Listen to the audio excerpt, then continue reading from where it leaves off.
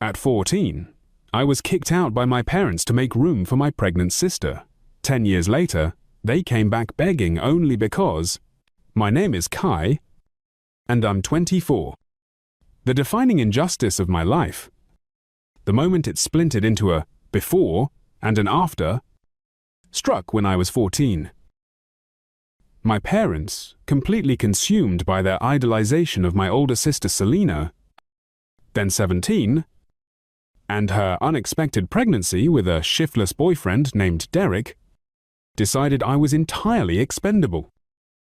In their meticulously curated family narrative, Selena was our songbird, the light of our lives, while my own quiet achievements and efforts were consistently overlooked. My father, Arthur, passively echoed my mother Evelyn's pronouncements, their collective adoration for Selena transforming into something almost cult-like after her pregnancy announcement. The blatant unfairness was a cold, hard stone in my chest, igniting a quiet, simmering resentment. That resentment, at 14, wasn't a sudden explosion. It was a slow burn, fueled by years of being the invisible second child. I remembered countless times, proudly showing them a perfectly soldered circuit board, only for Evelyn to interrupt with a story about Selena's latest drama or some trivial achievement. Arthur would just nod, his eyes distant, already back in his own world. I learned early that their praise was a rare commodity, reserved exclusively for Selena, no matter how undeserving. So when the pregnancy news hit, it wasn't just a shock, it was a perverse confirmation of their unwavering bias. How could a mistake, a blatant oversight, be celebrated with such fervor, while my careful, deliberate achievements were always met with a vague, almost apologetic smile? It was a wound that festered deep and unseen. I stood bewildered as Selena was showered with maternal pride for a predicament that would have banished me. The injustice felt like a physical weight, pressing down on my chest, making it hard to breathe. My every effort to flag Derek's parasitic nature and manipulative tendencies, from his pretentious art to his casual theft of my father's rare books, was dismissed as my failure to appreciate the artistic temperament. The words hung in the air, a thick cloud of gaslighting. I wasn't just being ignored, I was being actively gaslit. My clear-sighted observations twisted into a flaw in my own character. Their willful blindness wasn't just about Selena. It was about preserving their perfect, manufactured reality, even if it meant sacrificing my self-worth. It chipped away at me, piece by agonizing piece.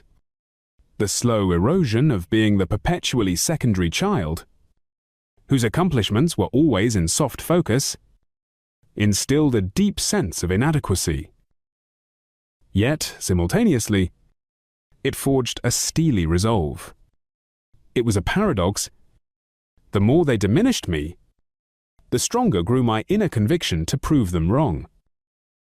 I poured myself into robotics and coding, not just for validation, but to build a future where my value was undeniable, independent of their approval.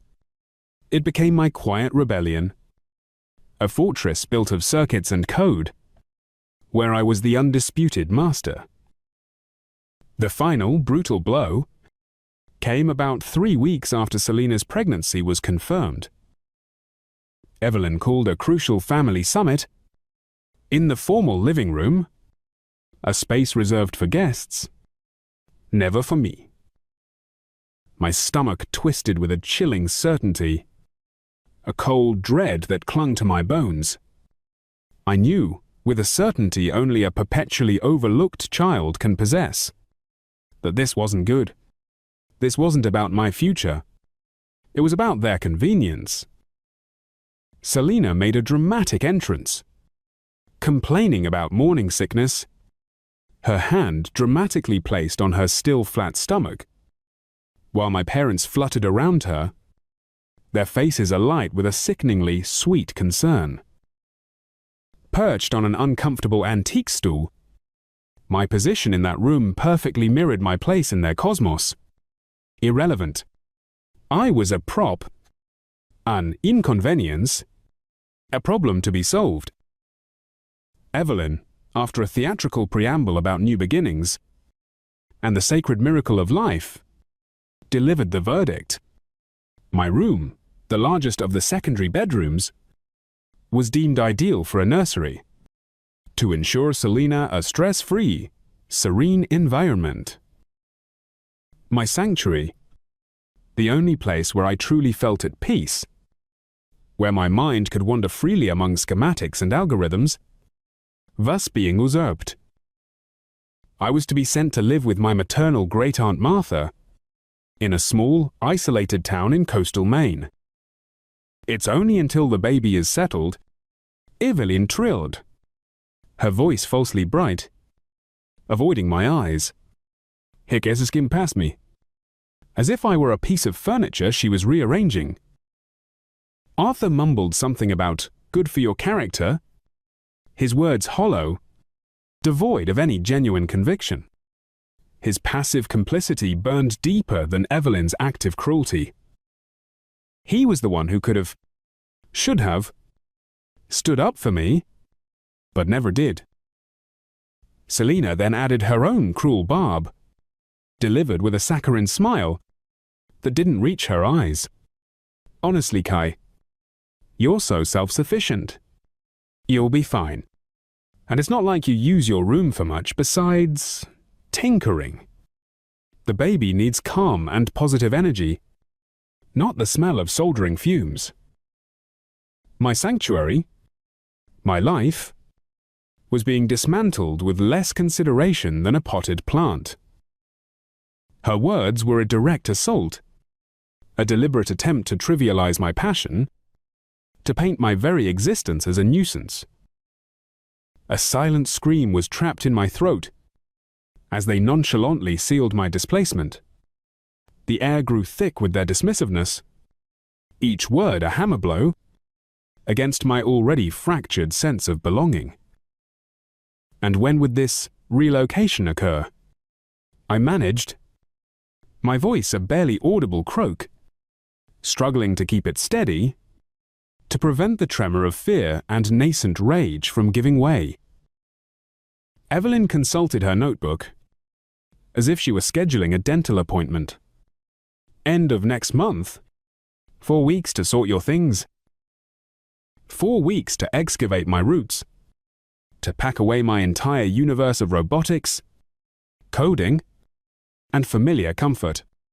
It felt like being told I had 4 weeks to prepare for my own quiet extinction. Do I have any input? I asked, trembling with nascent anger, a raw, hot sensation bubbling beneath my skin. Evelyn adopted her tone of pained maternal wisdom, the one she used to make me feel small and unreasonable whenever I dared to express a need. Kai, my love, life is about adjustments. This is a sacrifice for the family, for Selina, for the precious new life. We know you'll understand. In time. Her words were a balm, designed to soothe her own conscience, not my pain. My muttered retort, everyone's sacrifice but mine is voluntary, was met with Selina's perfectly sculpted eyebrow arching, a gesture of practiced disdain. Oh, don't be so melodramatic, Kai. Maine has lobsters. A change will do you good. In that moment, the truth was stark, undeniable, and chillingly clear. I was a problem to be solved, an obstacle to be removed, a minor character, written out of their story. The realization was liberating in its brutal honesty. It stripped away any lingering hope, any shred of illusion, leaving behind only the cold, hard reality of my expendability. That night, I didn't cry. My eyes felt dry and burning. My throat constricted, but no tears came. Instead, I sat in my room, amidst the familiar hum of my server, the scent of solder still faintly clinging to the air, the silence amplifying the cold fury building inside me. It wasn't the kind of rage that screamed. It was the kind that simmered, a slow-burning coal that would eventually turn to diamond-hard resolve. No one checked on me. Not Evelyn. Not Arthur. Not Selina. The omission was a deeper cut than any harsh word. It confirmed my utter insignificance in their lives. The ensuing weeks were a surreal nightmare. Selina and Derek discussed nursery decor in my presence. Their excited chatter about pastel shades and baby-proofing, a constant, grating soundtrack to my impending exile. They didn't even bother to lower their voices, their happiness a cruel counterpoint to my silent devastation. My carefully worded request for a good quality all-weather jacket for Maine, a practical necessity for the harsh coastal climate, was dismissed. An extravagance we can ill afford right now, Kai. Think of the baby. Every financial decision, every material desire, was funneled into the new, precious life, leaving me, the discarded one, with nothing but the barest minimum. Then came the act that truly solidified my path to calculated self-sufficiency and future retribution. One Saturday morning, I returned from robotics club, my mind buzzing with new ideas, only to find my custom-built computer rig missing. Gone. Vanished. A hollow ache spread through my chest, quickly replaced by a frantic, desperate surge of adrenaline. When I, frantic, confronted my mother, her response was so casual, so dismissive, it stole my breath. She waved a dismissive hand, not even looking up from a baby magazine. Oh, that? Derek said he knew someone who could give us a very good price for it. We need the money for a top-of-the-line pram, you know. Besides, darling. You can't very well lug that enormous thing all the way to Maine, can you? The sheer audacity, the cold-blooded pragmatism of her cruelty, left me speechless. It wasn't just a computer. It was my laboratory, my creative outlet, my connection to a world where I felt competent and valued. It was my future, systematically dismantled. The proceeds, I later learned through a whispered conversation I overheard, funded a baby moon weekend for Selina and Derek. My tools, my work, my passion, sold off like scrap metal, exchanged for a luxury getaway, for the very people who were displacing me. It was an insult, a blatant disregard for my existence, that resonated to the core of my being. Derek, emboldened by their complicity, began treating my room as his personal den, leaving his supplies strewn about. He even took my noise-cancelling headphones, a small comfort I'd relied on for focus, then accidentally broke them. Evelyn chided me for not being more generous. When I protested, this final, brazen theft, and the utter lack of parental protection, solidified my resolve. The cold fury solidified into a burning ember of ambition. I would build a life where I was beholden to no one where my success was my own, and where they would eventually face the consequences of their profound neglect. This wasn't about revenge. It was about justice, on my own terms. At the end of the 4 weeks, I was on a bus heading north. A single duffel bag and a cheap second-hand laptop containing the remnants of my former life. The scent of disinfectant and stale bus air filled my nostrils, but I barely noticed. My mind was a whirlwind of calculations, plans, and silent promises to myself. Great Aunt Martha, a retired marine biologist, was eccentric, blunt, and fiercely independent. She didn't coddle me. She expected me to contribute, to pull my weight, to think for myself. Her home was filled with the scent of salt and old books, a stark contrast to the sterile perfection of my parents' house. Her workshop, filled with tools and ship models, became my new classroom, a sanctuary in itself. She taught me the patience of woodworking, the precision of navigation by the stars, and the resilience of nature. "Look closely, Kai," she'd say, her voice gravelly but kind. "Everything is connected. Everything has a purpose, even when it's not immediately obvious." Her lessons, delivered with a quiet wisdom, coupled with the searing memory of my family's betrayal, transformed my anger into a driving ambition. The bitterness was still there, a low hum beneath the surface, but it no longer consumed me. It became fuel, a constant reminder of what I was escaping and what I was building. I became fascinated with drone technology for environmental monitoring and coastal mapping, a shift from pure robotics that Martha encouraged. She saw the practicality, the potential for real-world impact. I threw myself into my studies, focusing on engineering and environmental science, driven by a need for intellectual mastery and the tangible creation of value. I got a part-time job at a local boatyard, my hands calloused, my mind sharp, saving every penny. The fierce determination solidifying within me was palpable. I would be beholden to no one.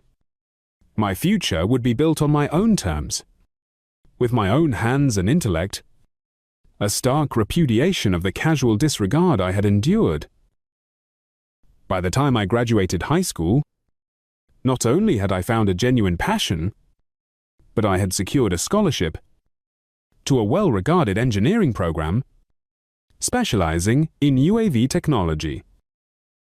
The anger hadn't disappeared, but it had been transmuted into a quiet, unwavering resolve.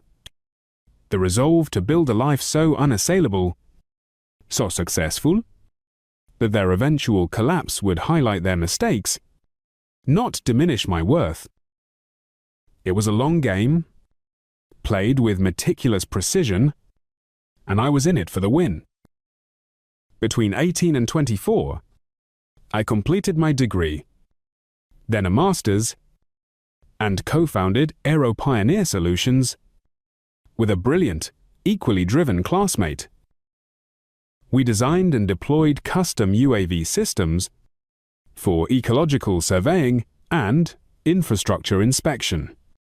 The early years were brutal, marked by relentless 20-hour days, fueled by cheap coffee, and an unshakable belief in our vision. Every cent we earned was reinvested, every sacrifice made with a clear purpose. But the image of my mother's dismissive wave, Derek's smoksmirk, those memories were a potent, ever-present fuel.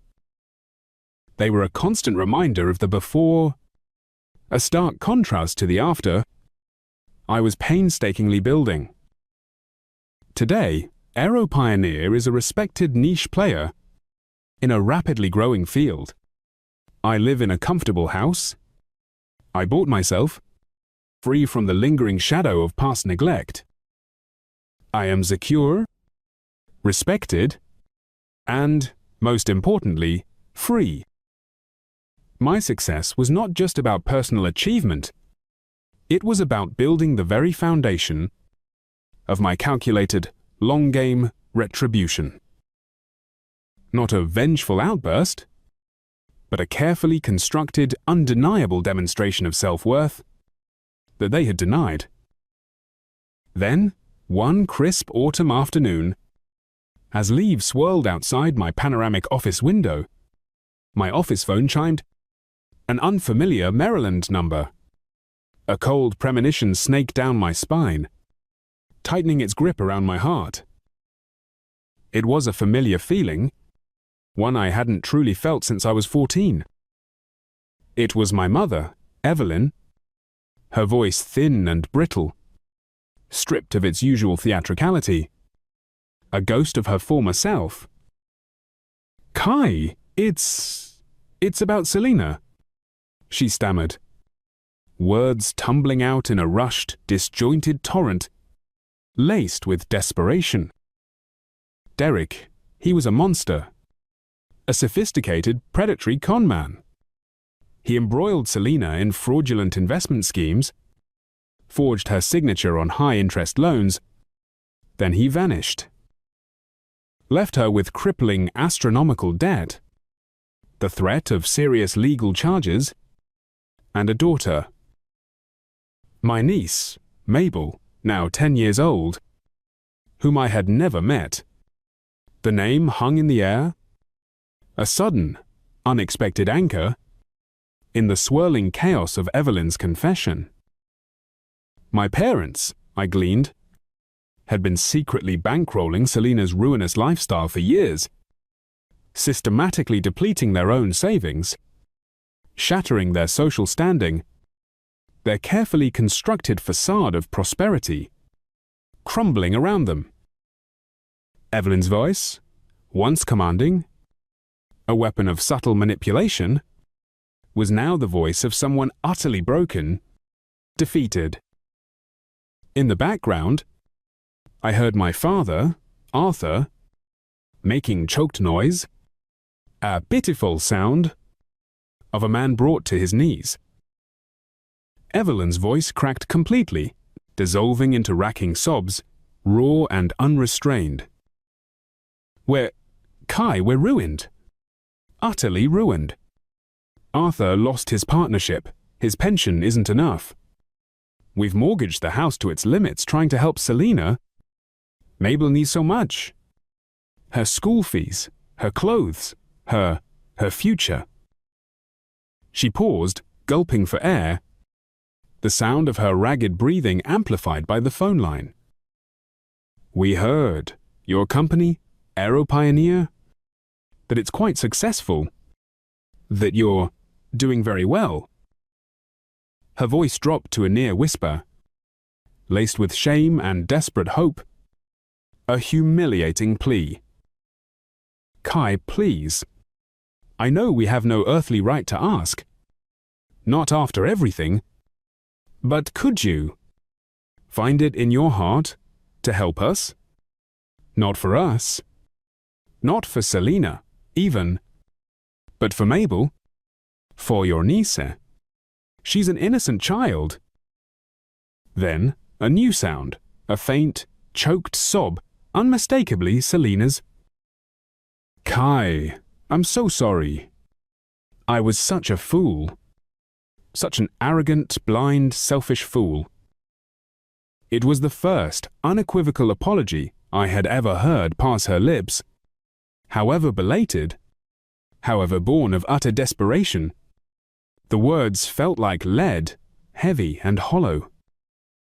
It was the apology I had yearned for as a child, but now it came too late, too tainted by self-interest, to offer true healing. Yet it was an acknowledgement, a crack in the carefully constructed facade of their entitlement, and that, in itself, was significant. I closed my eyes. the familiar hum of my office fading into a distant buzz. The accumulated weight of a decade of suppressed pain, righteous anger, and profound resentment washed over me in a suffocating wave. It was an internal storm, cold and precise. I saw them all with chilling clarity. Selina, stripped of her narcissistic glamour, brutally confronting the consequences of her choices. Evelyn, her meticulously constructed world shattered, her pretense of maternal superiority gone. Arthur, a pale, trembling husk, his lifelong passive silence now a mute testament to abject defeat.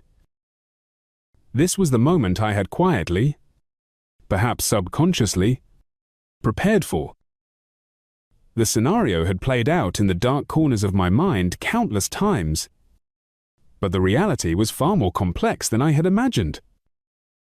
There was no immediate triumph, no burst of joy, only a cool, steady sense of power, and an unexpected tremor of something akin to pity for the wreckage they had become. "I will ensure Mabel is taken care of," I said finally, my voice carefully modulated, devoid of any discernible emotion, a voice I barely recognized as my own. It was the voice of a strategist, not a wounded child. On the other end, Evelyn began to weep uncontrollably, a raw, ragged, animalistic sound of sheer desperation, and perhaps a flicker of astonished relief that I hadn't simply hung up. However, I continued, my voice gaining a cool, steely edge that surprised even myself, resonating with an authority I had meticulously cultivated over years. My assistance comes with absolute, unshakable, and non-negotiable conditions. I could almost feel the temperature plummet on the other end, the shift from desperate hope to cold dread. I am not bailing Selina out of her legal entanglements directly, nor am I interested in restoring your former lifestyle or underwriting your past financial misjudgments. My intervention is not a blank check for past mistakes.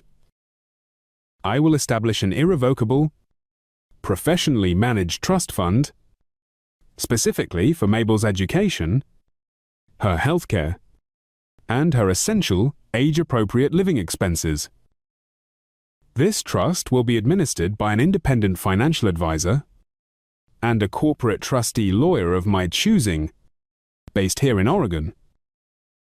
All disbursements will be meticulously documented, transparent, and solely for Mabel's direct and verifiable benefit.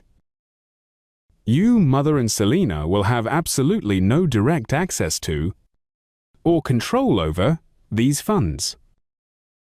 My words were carefully chosen, each one a precise blow against their ingrained patterns of control and manipulation, a direct counter to their history of entitlement. I paused, letting the weight of my words sink in, allowing the silence to stretch, an echo of the power dynamic I was now establishing.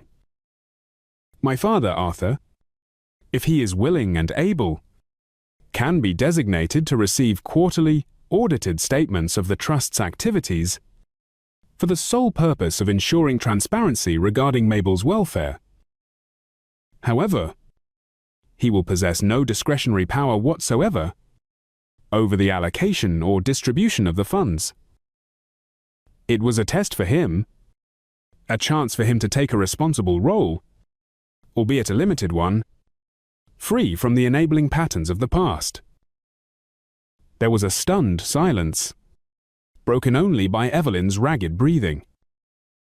"But, Kai, don't you trust us?" she whispered, a pathetic, ghostly echo of her former manipulative tone, a desperate attempt to tug at old heartstrings. "No, Mother," I stated, the words falling like chips of ice into the silence, sharp and definitive. "Frankly, I do not. I have a decade of accumulated evidence, and a lifetime of personal experience, suggesting that such trust would be profoundly and predictably unwise. Selina began to wail audibly in the background, a high-pitched, keening sound of despair, the sound of a privileged life crashing down. After what felt like an eternity, Arthur's voice, weak, raspy, but surprisingly clear, came onto the line. "Kai, your conditions are undeniably harsh, son. But given everything, they are just. We understand. We accept." This was the true moment of reckoning, not just for them, but for me. His acceptance, however reluctant, validated every painful choice I had made.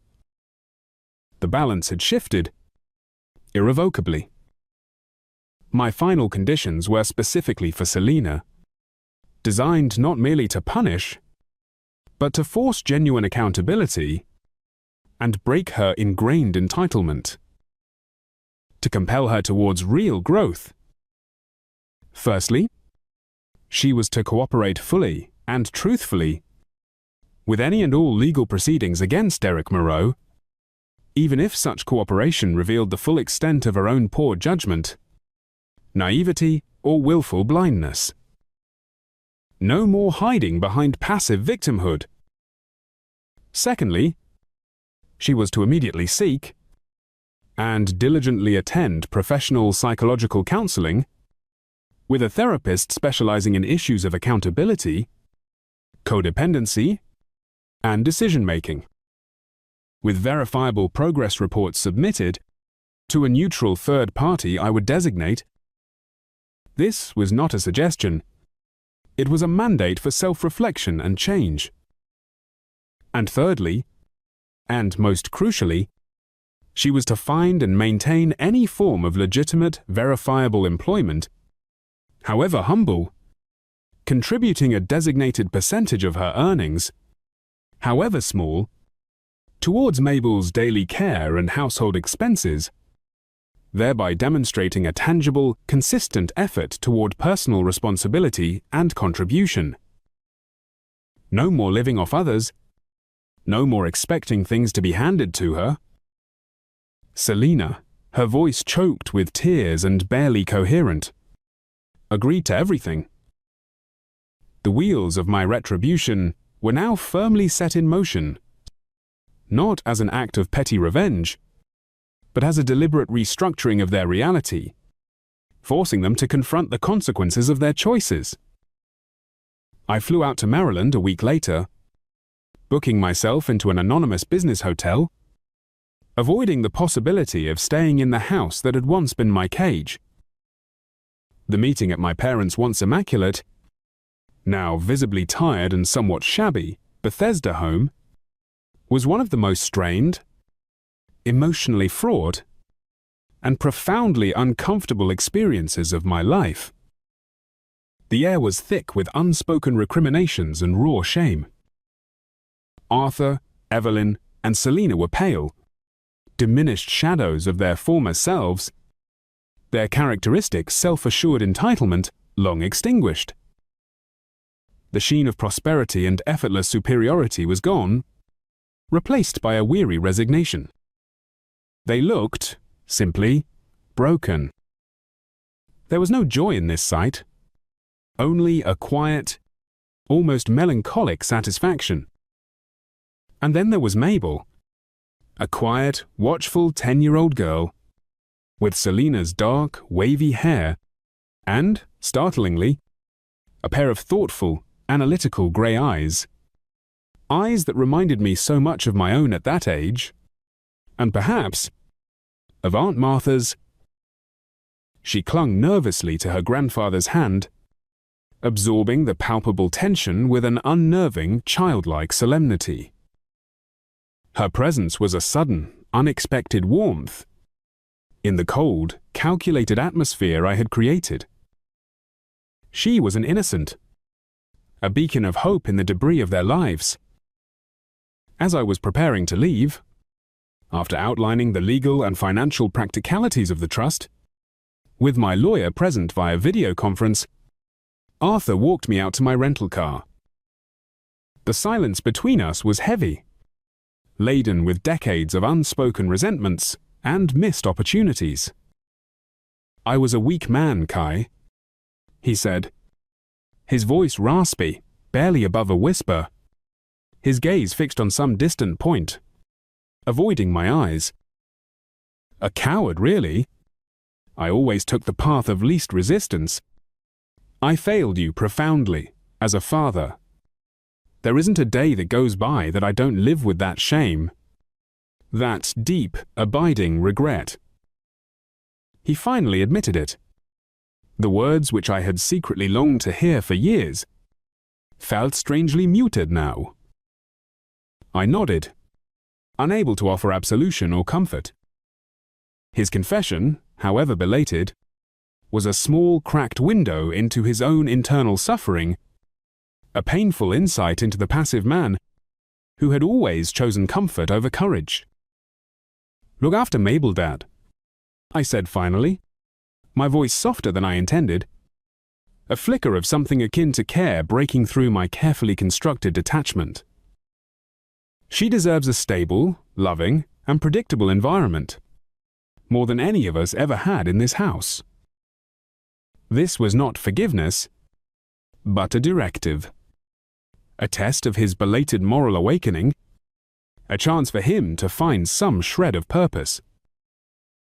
On the flight back to the Pacific Northwest, soaring high above the American landscape, a strange, almost unsettling sense of detachment settled over me. The burning, corrosive rage that had fueled me for so long had finally, definitively, cooled, leaving behind a complex emotional terrain of sorrow, a profound pity for the wreckage of their lives, and a hard-won, almost ascetic, peace.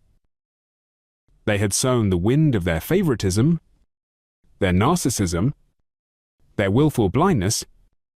Now they were condemned to navigate the wreckage of the storm they themselves had created.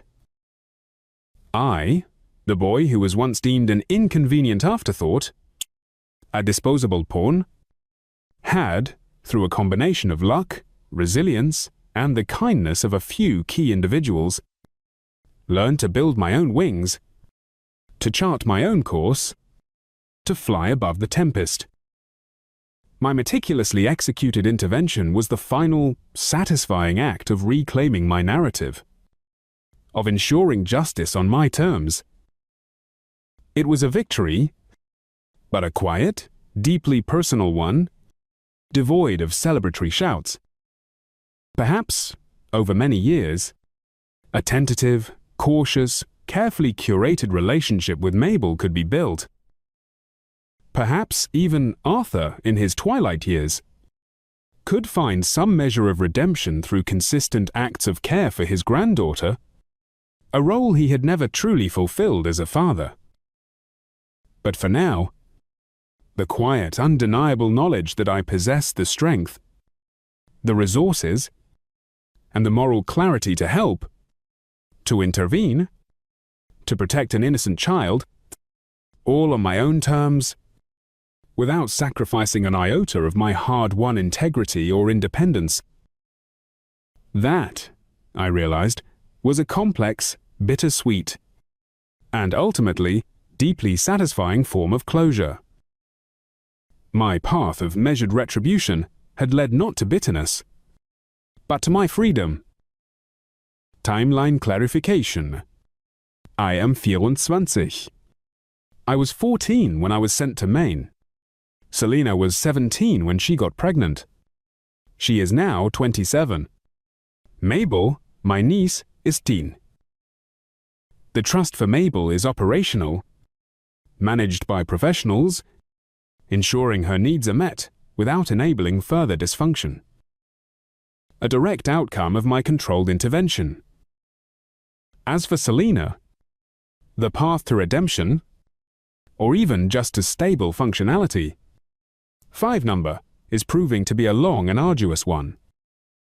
She is attending the court-mandated counseling sessions, though her therapist's initial reports indicate a deeply ingrained pattern of entitlement and a significant struggle with accepting genuine personal responsibility. It's not an overnight transformation, and I hadn't expected it to be. She recently, after several false starts and much maternal hand-wringing from Evelyn, secured a part-time position shelving books at the local public library. It is a start, however modest, a fragile first step on a very long road I forced her onto.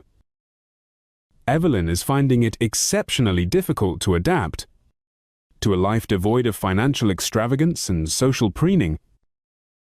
The constant budgeting, the quiet evenings at home, the lack of ostentatious displays of wealth, it's a form of punishment for her, far more potent than any direct financial loss.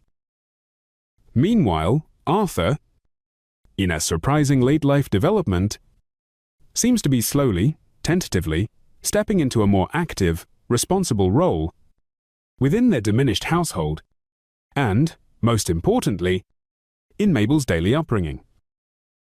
He walks Mabel to school, helps her with homework, and sits with her while she draws. These are the direct, painful consequences of their choices, now playing out under my detached observation. A living testament to the justice I sought. The brightest, most unexpected ray of light in this entire bleak narrative is Mabel herself. We have established a routine of weekly video calls, a small, carefully nurtured bridge between our worlds. She is a bright, articulate, and remarkably resilient child, with a wicked sense of humor, and a burgeoning, genuinely impressive talent for drawing and digital art. A talent?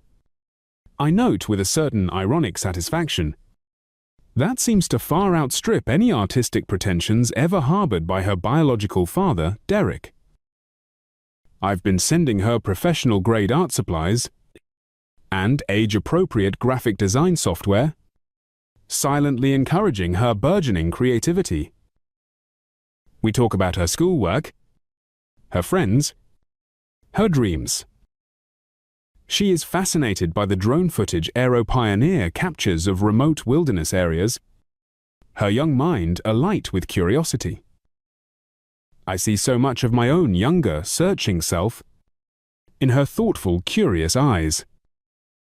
I am determined to be the stable, supportive, unconditionally loving adult presence in her life that I so desperately yearned for and so conspicuously lacked at her age.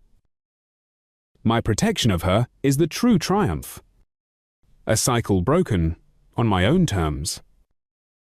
It's not just about her well-being, it's about reshaping the narrative for the next generation, ensuring that her worth is never overlooked, her passion never dismissed.